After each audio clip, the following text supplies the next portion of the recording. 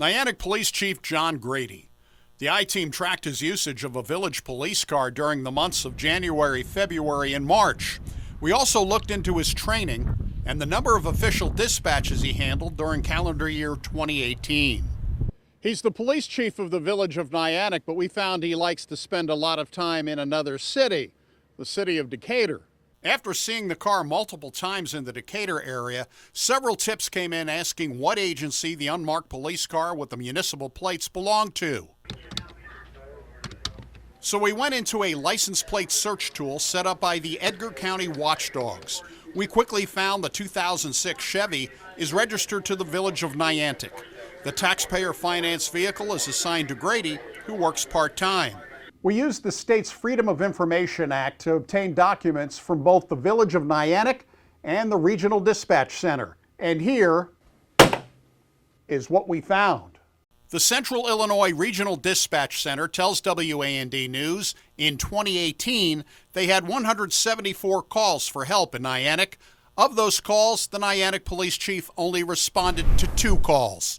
The rest of the calls to dispatch were handled by the Macon County Sheriff's Office. During our investigation, we found Grady making regular stops to the Decatur Indoor Sports Center, a sandwich shop on Westwood Street, and to a restaurant on Oakland Avenue, often in the vehicle.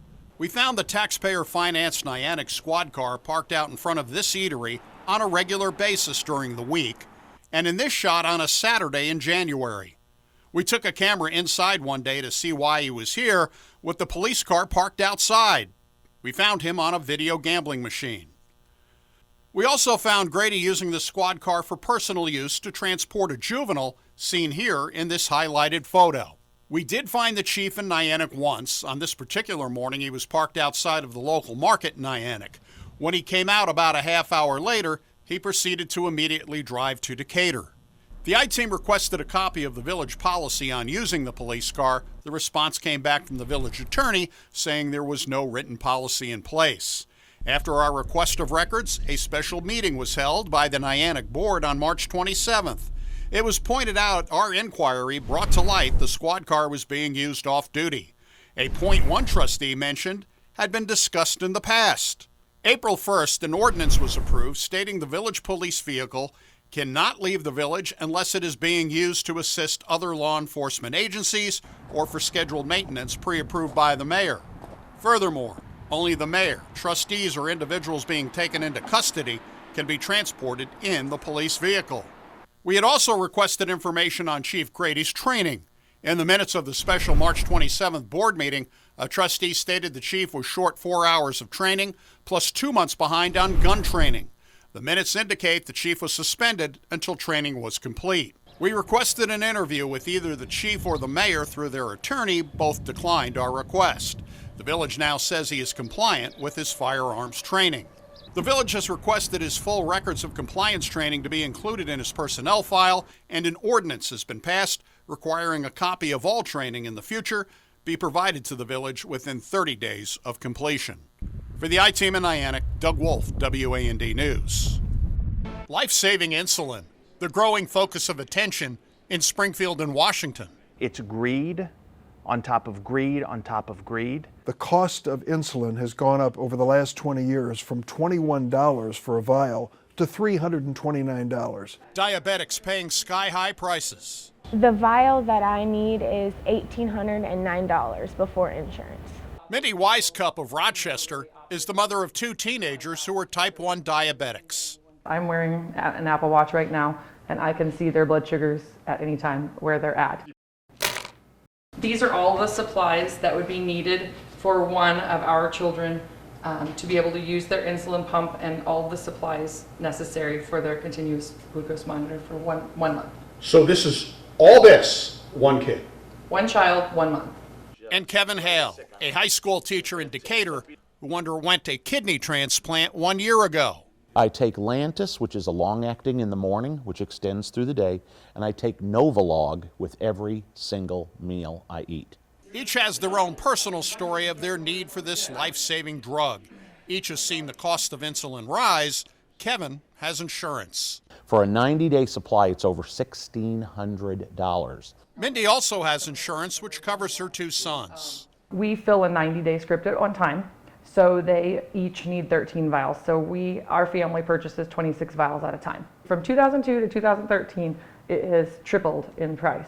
I really don't know how anyone could afford insulin without insurance now. Megan Blair, a single mom, needs a highly concentrated insulin at $1,800 a vial. Her insurance company wants her to use a cheaper insulin, but Megan tells me it's not effective. This one right here is $180 without insurance, and this is the kind that I don't need. And then this vial right here is $1,800 without insurance. You need that one, Yeah, but the insurance company wants you to take the other one, correct. even though it doesn't help. Even though it doesn't help. Megan recently obtained new insurance and still pays $761 out of pocket. Nobody should go through a life experience like that because of the greed of corporations that manufacture and sell and insure insulin. State Senator Andy Menard tells me he heard from a teacher who had a serious financial issue paying for insulin. Picks up the phone and calls you and says, I don't know how I'm going to make my house payment because I want to keep my daughter alive. I don't know how I'm going to make my house payment because I want to keep my daughter alive. That gets your attention. Senator Menard has introduced a bill to cap the monthly price consumers will have to pay for insulin, modeled after a law in Colorado. No one will pay more than $100 for a 30-day supply of insulin. It's wrong. It's wrong. There is nothing right about this. It's greed on top of greed on top of greed, and it's time that we do something about it. That's the nature of the bill. If Mr. Menard would ever need me to go to the state General Assembly and speak, I'd be honored to do it on his behalf. And because I have to stay on it, the medical companies have me. It's not like aspirin. I can't go into the drugstore, get it, and use it when I need it. I need it all the time. Many Americans are going to Canada, where insulin is substantially cheaper, a fact that has caught the attention of members of Congress. It's for sale in Canada for $39 because the Canadian government says we're going to stand up for our people. We're not going to let these pharmaceutical companies do this. The United States should do the same. Eli Lilly, the makers of Humalog, announced in March they have come up with a generic form of that insulin with a list price of $137. But Senator Durbin says that is not good enough. Why aren't you selling it for $39 in the United States as you do in Canada? And the reason is simple. The Canadian government, Parliament, have taken action. The U.S. Congress and the President have not. One reason people get sick or die is they are forced to ration their insulin use because they can't afford to pay for it. I've had so little and my insurance was fining it, so I knew that if I would use the proper amount, I would either end up in the hospital or run out. So I have rationed my insulin before. A lot of our customers are having to decide whether they want to put food on the table or pay their electric bill, especially in the summer when it's hot, or pay for their insulin. Lauren Young of Dale's South Lake Pharmacy in Decatur points out diabetics have other costs in addition to insulin. And the average diabetic takes between 11 and 17 additional medications just for diabetic treatment. A life-saving drug, with patients making health decisions based on their ability to pay for it. For the I-Team in Decatur. I don't give myself the correct amount of insulin that I should because I'm in fear that I'm not going to be able to get any more. Doug Wolfe, WAND News. This vehicle's from Elwood, Indiana, and is a long way from its home community. It was 2 hours and 15 minutes away. John Kraft of the Edgar County Watchdogs based in Paris kept spotting the truck in the town of Marshall here in Illinois. This will be the third time in a row I was in Clark County and Marshall and saw a bright red pickup truck that said Elwood Fire Department on it. Kraft called the Elwood Fire Department and was told the vehicle is used by Chief Brad Compton. So he then called back to Marshall. And they said, yeah, we just saw it. It's over there doing repair work on an apartment building. Kraft went back, and sure enough, the fire vehicle was parked at a private residence, and it appears the chief was doing some personal business. And I took pictures of the vehicle by the apartment building with the plywood leading up to the building. There's a ladder that goes up to the roof that wasn't seen in the photo. Kraft called the mayor of Elwood, who said he would take care of it. A few hours later, Compton was demoted. That's right, to a non-administrative position. As Edgar County watchdog Kirk Allen told me, that was the fastest he ever saw a town act. I was extremely surprised. I was pleased to see that accountability was, implemented fairly quickly. I wish it would happen like that in Illinois. In Paris, Doug Wolfe, WAND News. The March funeral of 35-year-old Jacob Keltner, killed while working as a special deputy U.S. Marshal through his job with the McHenry County Sheriff's Department. On March 7th, Keltner was part of a group of officers assigned to arrest a fugitive, Floyd Brown of Springfield, at a Rockford hotel. During the attempt to arrest Brown, Keltner was shot to death. Brown fled in a wild chase down Interstate 55 before he finally wrecked in Lincoln in Logan County. State police worked to get Brown to surrender without shooting him. We took him into custody alive, and from our standpoint, that's a success. After a standoff lasting several hours, Brown was arrested and now faces federal murder charges. There were hints as much as 8 years earlier Brown would fight law enforcement if an attempt were made to arrest him, making threats while in custody in Decatur. Through the Freedom of Information Act, we have obtained 5 of Brown's calls that he made while an inmate in the Macon County Jail. In those calls, he complains about his lawyers and about police. With a prepaid call from the Macon County Jail.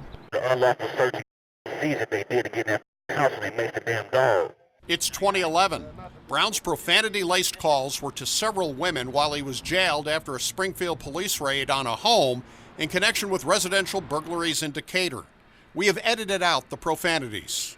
Springfield police went in the house illegally, maced the dog, looked at some, then called Decatur to secure a search warrant. At one point in the calls, Brown tells his girlfriend, "Better hope and pray that I don't get out." I don't understand the way my mind works. Brown repeatedly complained his lawyers weren't doing enough to get the charges against him thrown out. On one call, he says he has nothing to lose, stating he would flee if he got out. I swear God, find a way out this, I'm gone. They kiss my... The most chilling calls were his threats as he raged at police. In one call, a woman tells him police had laughed while they were going through the home after his arrest. Come to that door and a man with my gunfire, bitch wouldn't have been laughing. Brown ended up pleading guilty to 3 counts of residential burglary in a deal with prosecutors. He was sentenced to 13 years in prison, but was released early for good behavior. It was for additional residential burglaries this past December that Brown was wanted when the Federal Fugitive Task Force tracked him down to that Rockford hotel. It's likely agents knew of his criminal past and threats aimed at police. He swore to God on one call from the Decatur lockup that he would never go back to prison if he got out. I'm not coming back, nigga. I promise you. We're gonna shoot it out. I swear to God. In recent weeks, the FBI got a warrant to obtain Brown's DNA after finding DNA on guns recovered from the hotel room in Brown's car. Some of the guns had their serial numbers obliterated. Brown is not scheduled to go on trial for the Keltner murder until January of 2021. For the I-Team in Decatur, Doug Wolfe, WAND News. The Amtrak Saluki and Illini, serving cities between Chicago and Carbondale, rarely show up on time. It's a disaster. The Saluki and Illini serve Champaign, Rantoul, Mattoon, and Effingham. We went to an empty Mattoon station to see if the Thursday morning Saluki would be on time, scheduled to arrive at 11:05 a.m. According to Senator Dick Durbin, the culprit is freight carrier CN, which owns the tracks and is supposed to give the right-of-way to Amtrak, refuses to do it. Our 11:05 train was delayed. The first notice we found was on the Amtrak website. It was going to be 31 minutes late. An Inspector General's report says the 2 trains are among the worst in the nation when it comes to on-time performance. That it was on time headed south 6% of the time, and it was on time headed north 17% of the time. I kept waiting and looking for my southbound Saluki. I waited and waited and waited some more. Then I checked Twitter, which indicated the train was running 40 minutes late due to signal issues and rail congestion north of Champaign. There are too many lives that are being hampered and people who are being delayed. Well, according to Amtrak, now coming in at 11:48, that is 43 minutes late. Finally, we noticed a green track signal. The train was supposed to be here at 11:05, and here it comes now at 11:50. Senator Durbin says Canadian National is thumbing its nose at Amtrak, and he is considering legislation that will levy fines on the freight railroad. In Mattoon, But what's happening to these passengers who count on this train is unacceptable. Doug Wolfe, WAND News. In 2017, we reported on how the Atlanta Library was handling a state grant, as well as an attempt by a board member to sell a building he owned to the library. This year, a new development. We were in Logan County doing another story when an individual gave us a file. Inside that file, a copy of a grand jury subpoena. The problem? The subpoena was almost completely redacted.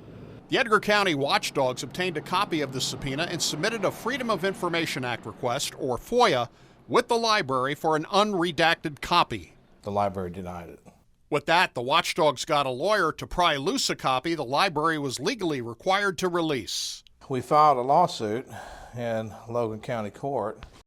It wasn't long after the April 2nd election when the library finally complied. No sooner than we sued them and the election passed, then they coughed up the subpoena. Conveniently after the election, the library provided a copy of the federal grand jury subpoena to us.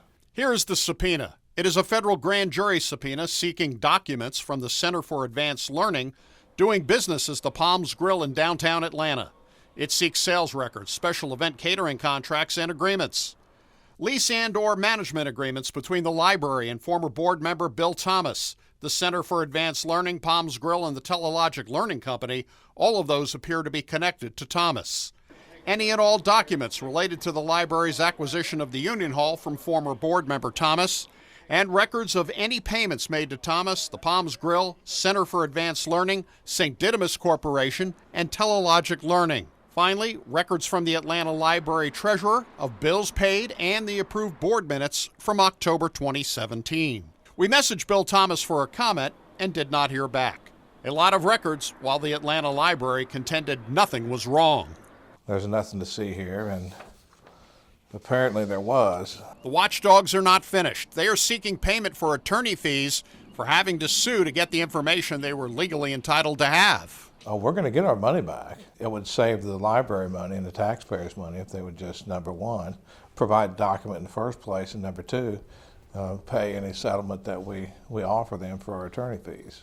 Hopefully they just take care of doing it without having to go spend more money to defend their, illegal action in court.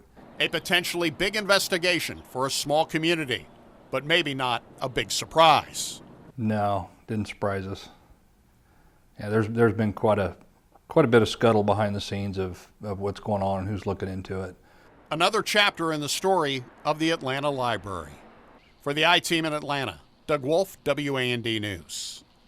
Gun ownership. For pleasure or self-defense.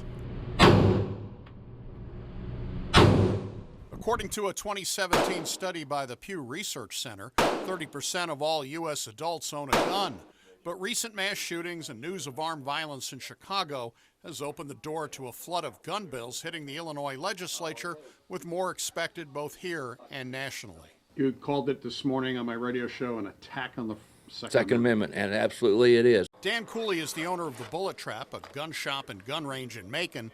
Dan sees the move to add more restrictive legislation as a violation of his rights. Yep. Well, this is our right as United States citizens. Dan and other gun shop owners point to a restrictive new state gun dealers licensing law, similar to federal law already in place, but with a host of added costs and regulations.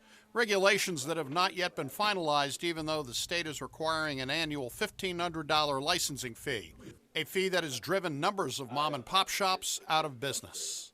Half of them in the state of Illinois. I think there was 2,400 last year at this time. There's now a little over 1,100. Among the most controversial provisions of the gun dealer's licensing law involves video recording at all gun shops. You have to have high-definition cameras, 4K, and they have to be capable of facial recognition, and they also have to be capable of reading the license plates in the cars in the parking lot. Gun dealers told the state police during a hearing last month in Springfield the amount of bandwidth and storage needed to comply with the law would cost tens of thousands of dollars and is not even available in most parts of the state. When I left this morning to drive up here, my internet was out. And it happens all the time. There's nothing I can do about it. It's not practical. Some of the things they're proposing, it's just absolutely asinine, if I may. Gun dealers must also have disaster plans in place in the event of a fire or a tornado. If this place floods, who's going to get the guns? Where are they going to be stored? Who's going to be responsible for them? Plus the implementation of electronic record keeping. Electronic record keeping is one of the things that's going to take shape here. I have no idea what that's going to cost us away in investment. We can protect Second Amendment rights and still have sensible regulation of gun safety.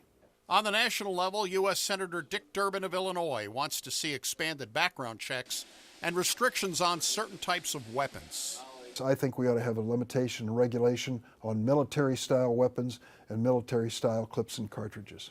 To think that my second-grade granddaughter has been warned about active shooters in school and what to do in the classroom is an abomination. We run a legitimate business. We've never had a gun here that was lost or stolen. Everything in here still, what started with is still here. They check us at least once a year. The ATF does. All our books are in shape. Everything's as it should be. I don't need more oversight.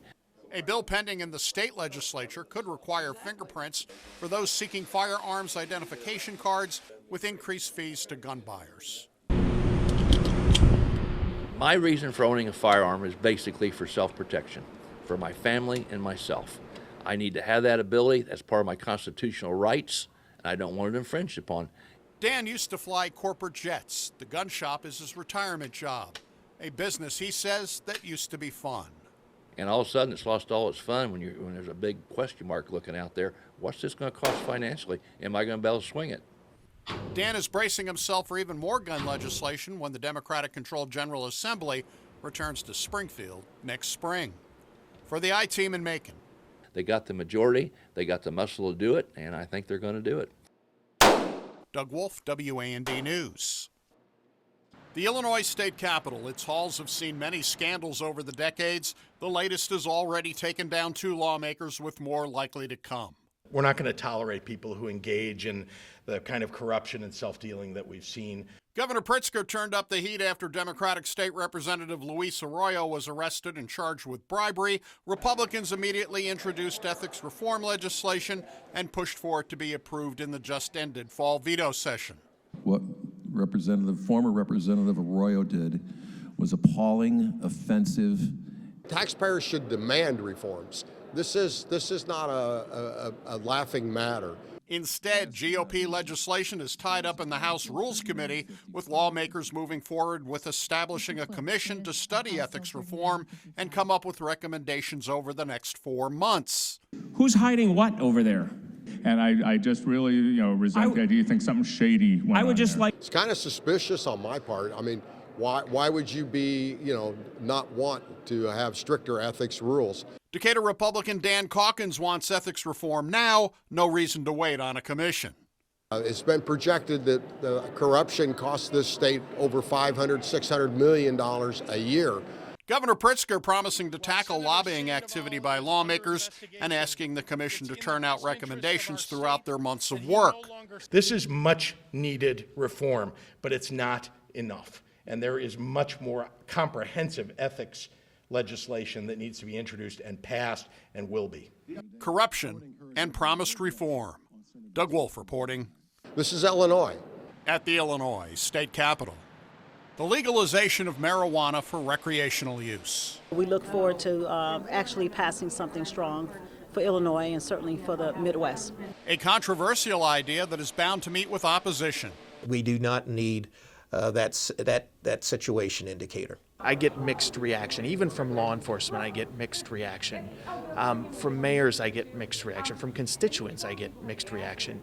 The Illinois legislature could act on the legalization of recreational marijuana as early as the current session. Sponsors of one measure include Senator Heather Staines and Representative Kelly Cassidy.